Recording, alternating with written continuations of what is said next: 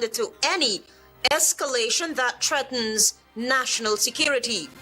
President Ali, GDF ready to ensure peace and stability ahead of general and regional elections. His Excellency once approved the long-tail project to be used for gas development, ExxonMobil head, and Mahaica farmers seeking compensation after farmlands crops damaged by government contractor. HGP Nightly News begins now.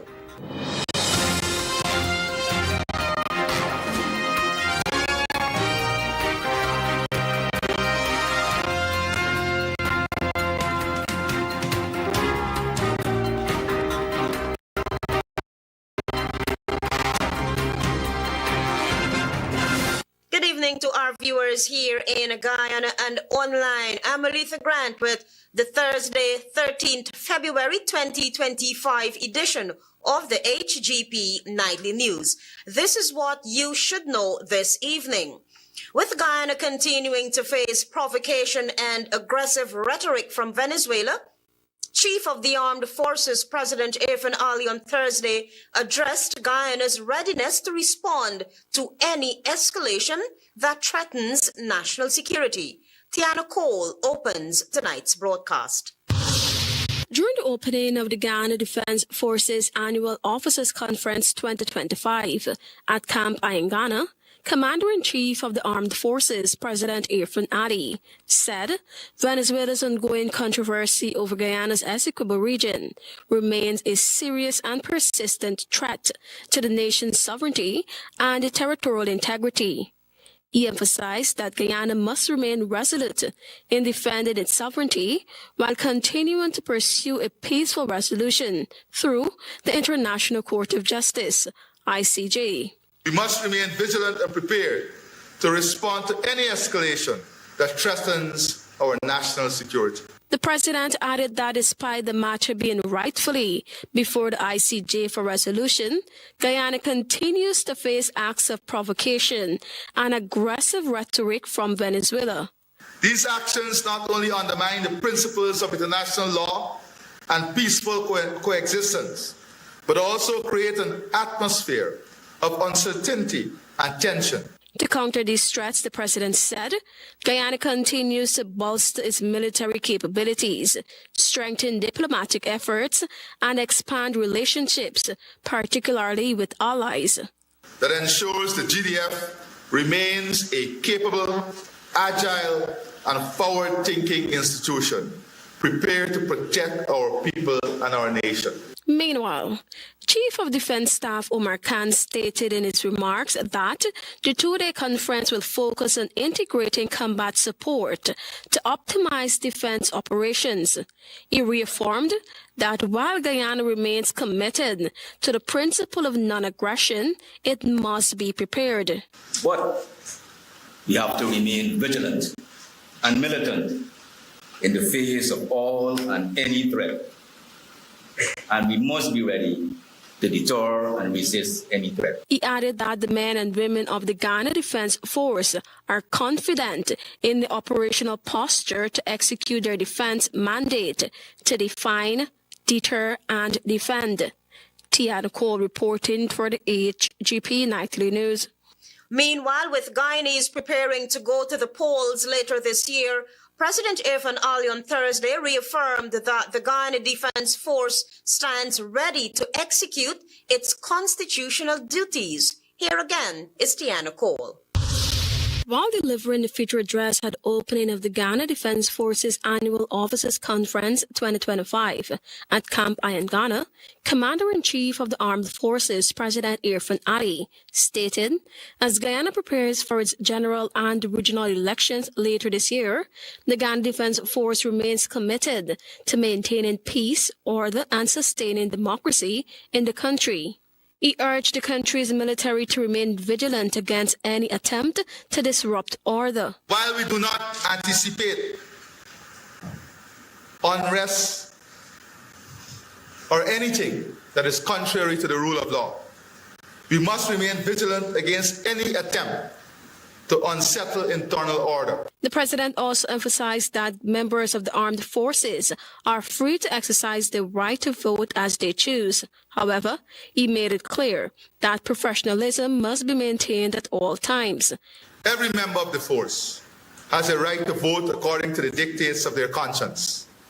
And as long as I'm Commander-in-Chief, their right will be respected. The professionalism of the military will be always upheld. It was also noted that elections are a fundamental pillar of democracy, and the process must take place in an environment free from intimidation, violence, or disruption.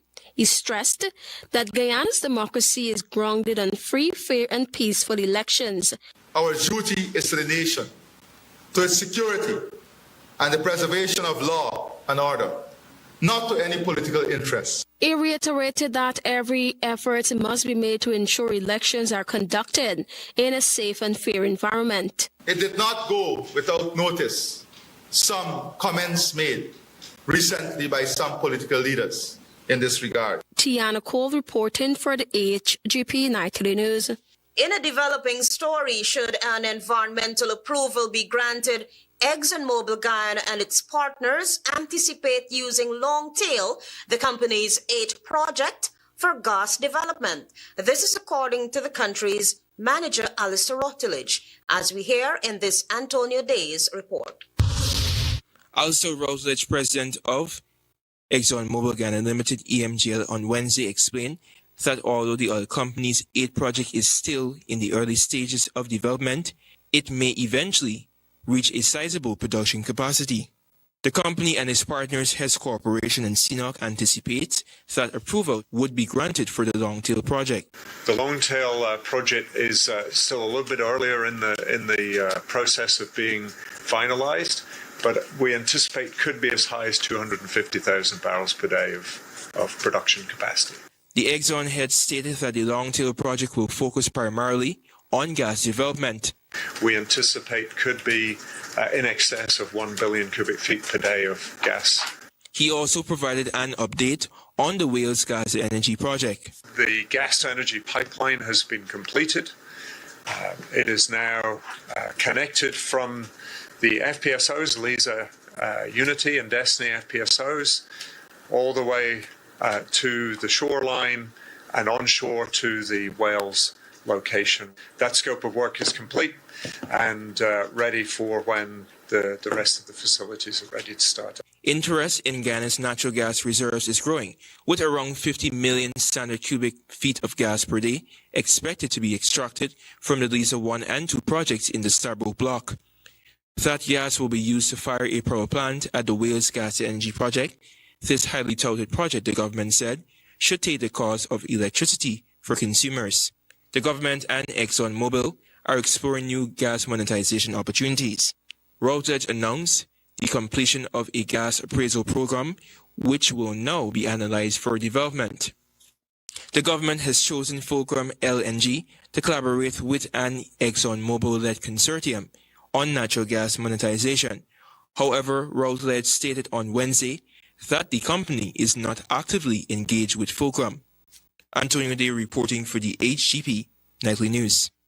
We'll be back after this break with more news.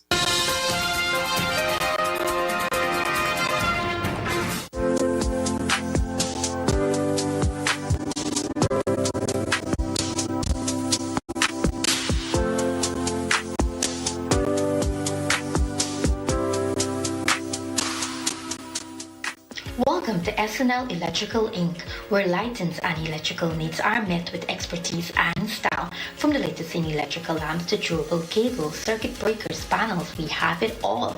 Illuminate your space with our elegant chandeliers, stunning crystal lights, and versatile pole lights. Looking to upgrade your comfort? Explore top-of-the-line AC units and our diverse selections of stylish styles. Visit us at 170-180 Thomas Street, Kitty, Georgetown. Discover a solution that not only lights up your world but transforms it. Call us on telephone number 226-3018 or 223-1634. SNL Electrical Inc. Powering your life with elegance, quality, and care. With 70% ethyl alcohol, Mighty Foam Hand Sanitizer eliminates 99.99% of all germs and even moisturizes in the process, leaving your skin clean and hydrated. Mighty Foam Hand Sanitizer. How do you stay clean?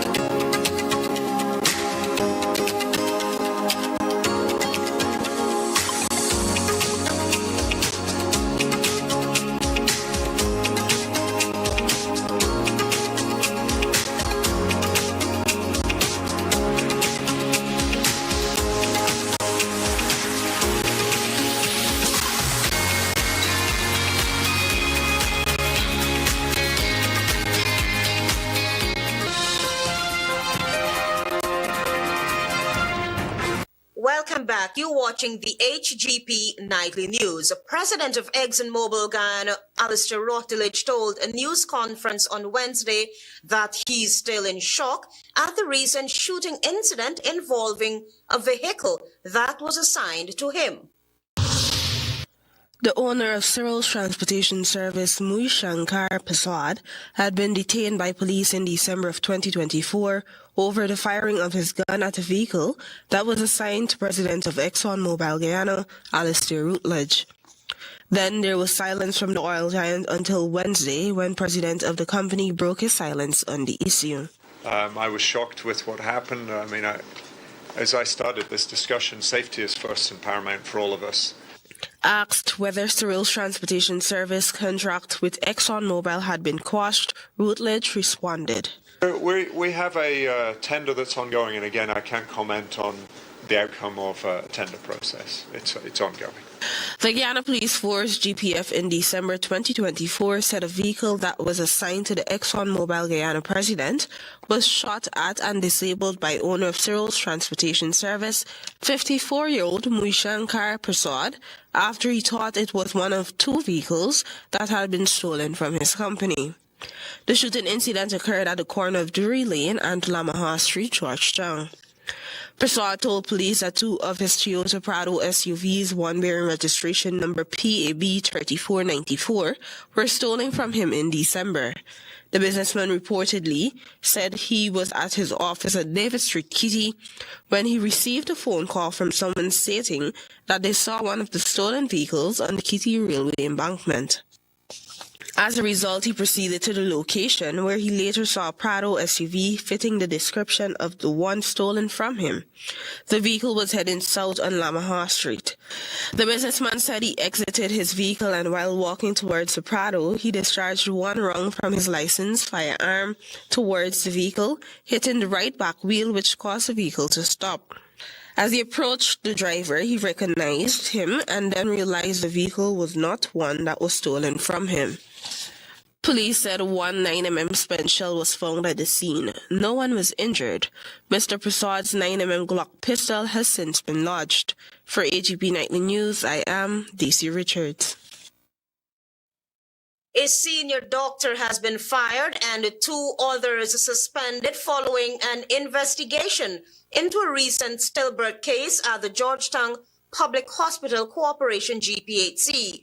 The probe began in January after a Venezuelan national complained of mistreatment during childbirth, alleging negligence and improper medical care.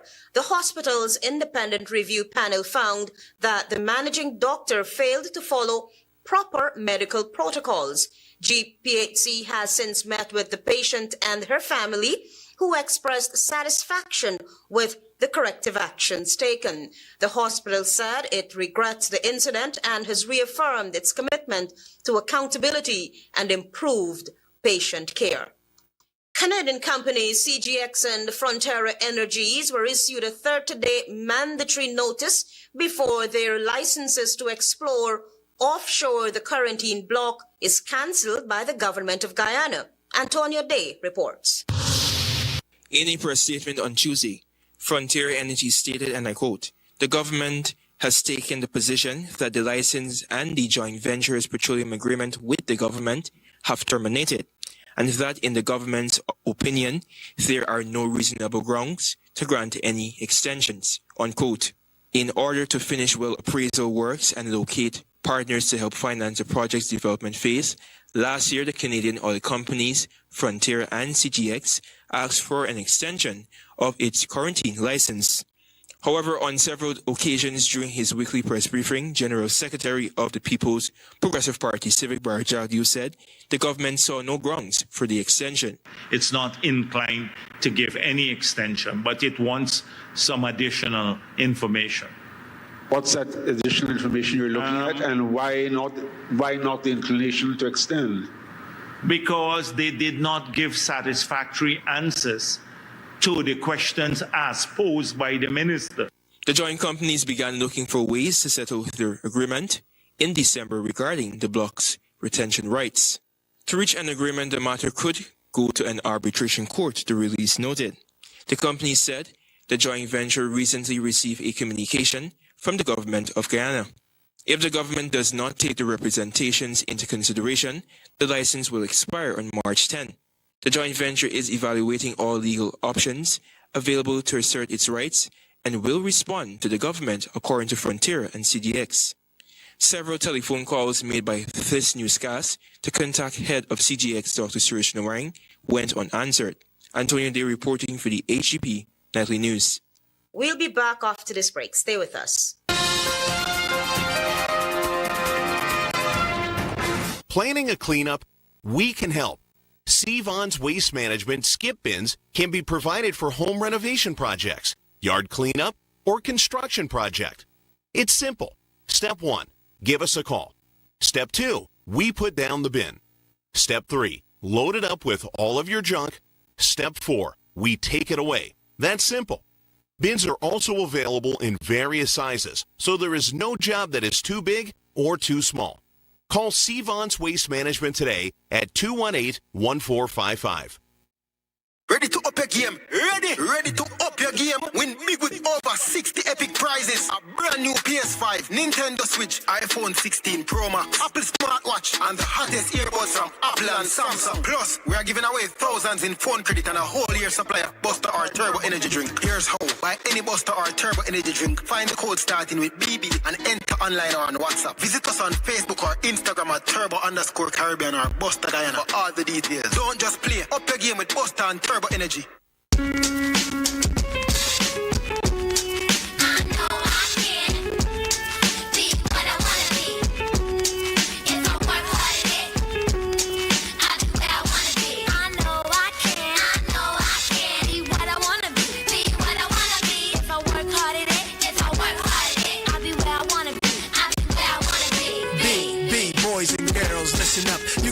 Anything in the world, and God we trust. An architect, doctor, maybe an actress, but nothing comes easy. It takes much practice. Like I met a woman who's becoming a star. She was very beautiful, leaving people in awe. Singing songs, Lena Horne, but the younger version hung with the wrong person. Got her strung on that.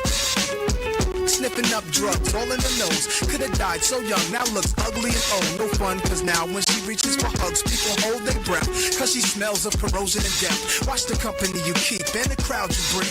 Cause they came to do drugs and you can't.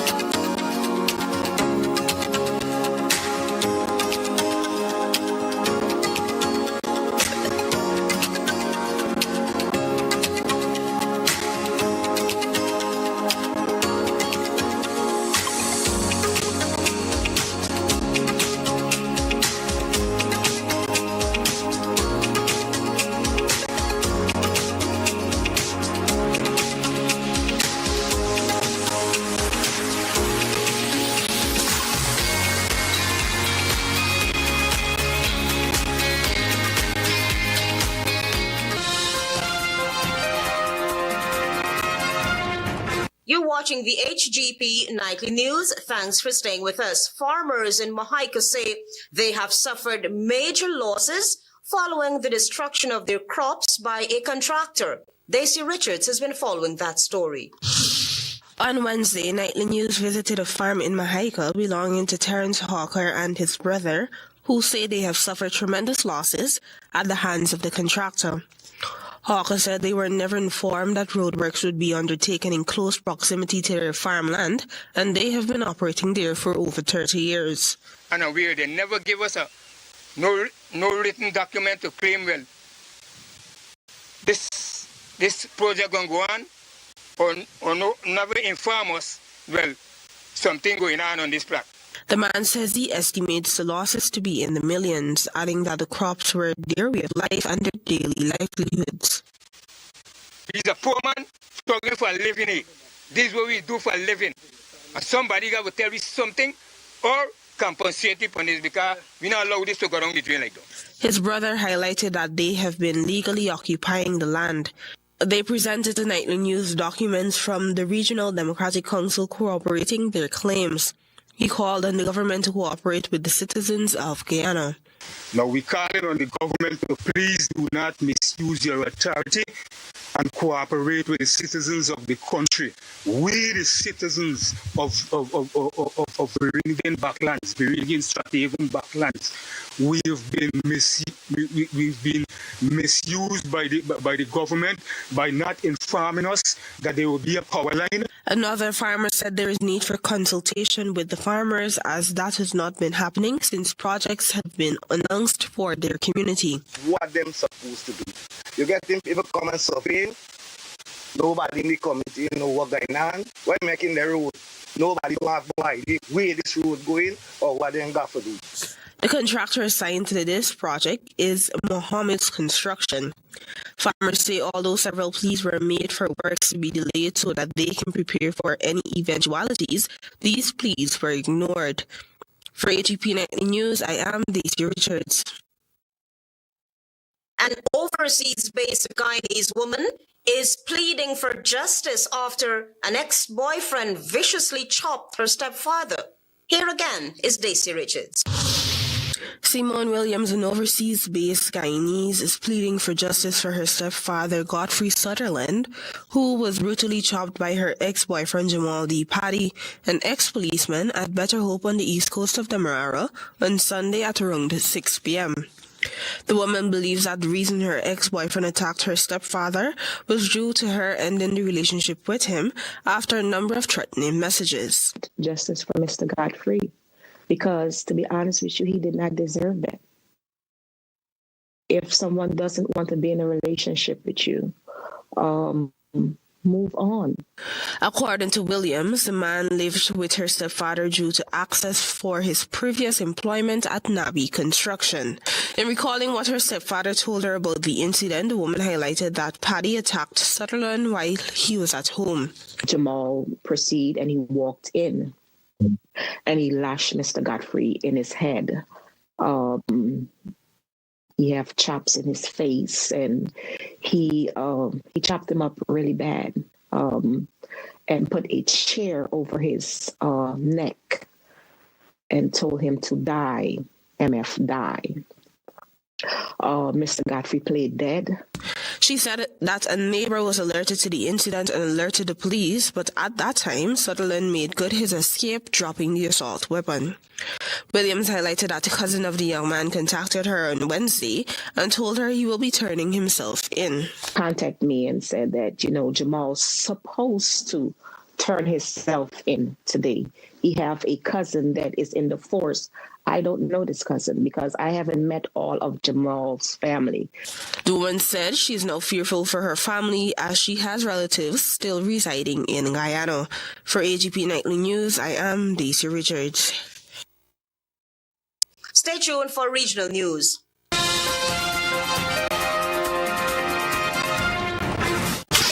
It's Digicell's 18th anniversary and we're going big with our blowout sale. Get up to 40% off Samsung smartphones. Yes, you heard that right. 40% off Samsung smartphones. Grab a Samsung A05 for just $17,000.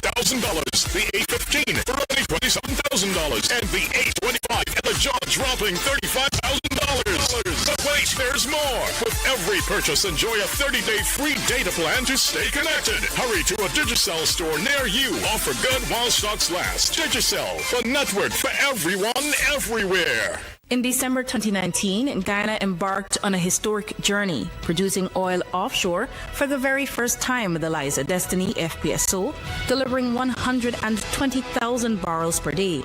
Today, just 5 years later, the nation stands proud as the fastest growing economy in the world. With the addition of 2 more FPSOs, production has increased to approximately 650,000 barrels per day.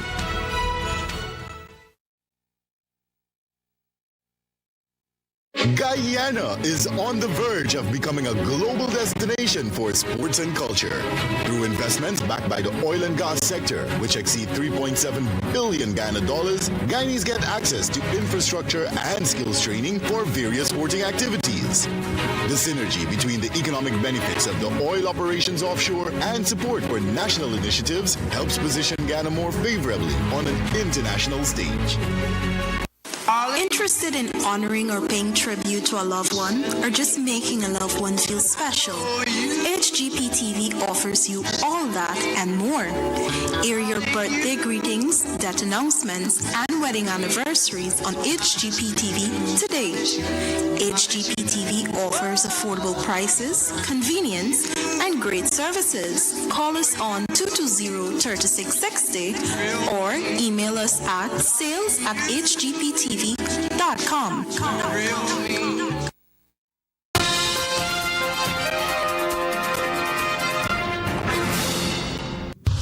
Good evening and welcome to Thursday's edition of the Regional News. Brazil's Vice President Geraldo Alckmin on Wednesday called for caution and said a South American country would seek dialogue with the United States after President Donald Trump's decision to impose a 25% tariff on steel and aluminum imports. Alckmin said that Brazil was open to dialogue and would reach out to the Trump administration. He suggested that quotas could be a good alternative. The South American country is one of the largest sources of U.S. steel imports, but Alckmin highlighted that overall the U.S. runs a trade surplus with Brazil, saying that it meant Latin America's largest economy was not the problem. Trump, who took office last month for the second non-consecutive term, first targeted steel and aluminum for tariffs in 2018 under a Cold War-era national security law. But he later granted several countries exemptions, including Canada, Mexico, and Australia, and struck duty-free quota deals with Brazil, South Korea, and Argentina, based on pre-tariff volumes. The United States has run a trade surplus with Brazil since 2008, which reached $253 million last year on more than $80 billion of bilateral trade. In 2024, Brazil's steel imports totaled 9.6 million tons, a drop of 18% compared to 2023. Of this volume, 3.4 million tons of steel slabs went to the United States.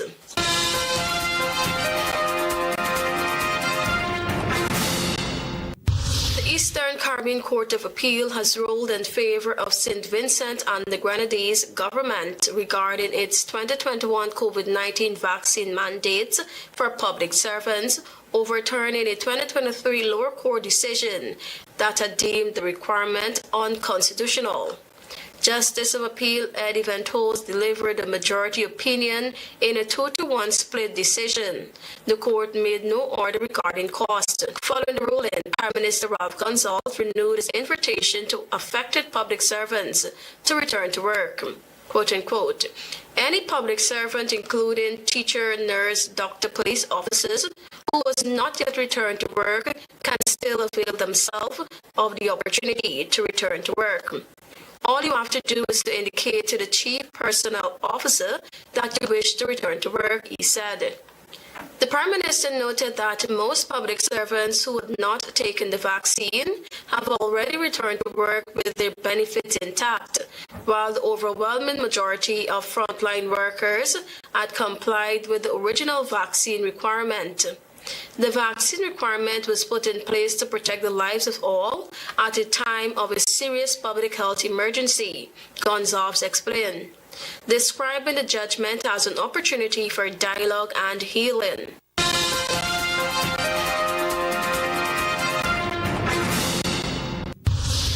And now for some international news. A Kenyan court on Thursday sentenced a former county governor to 12 years in prison for corruption, alongside his wife and 3 others. Ferdinand Mututu, former governor of the major county of Kiambu, is one of the most high-profile officials to be convicted under the government's anti-corruption drive. The court in Nairobi found him guilty of fraud and conflict of interest, the State Prosecution Service said in a statement. Prosecutors had accused him of corruption in awarding of road building contracts worth 588 million Kenyan shillings, according to media reports. The road tender was meant to pave gravel routes in Kiambu, where Mututu was impeached and removed from office in 2020. Thank you for watching. I am Tiana Cole.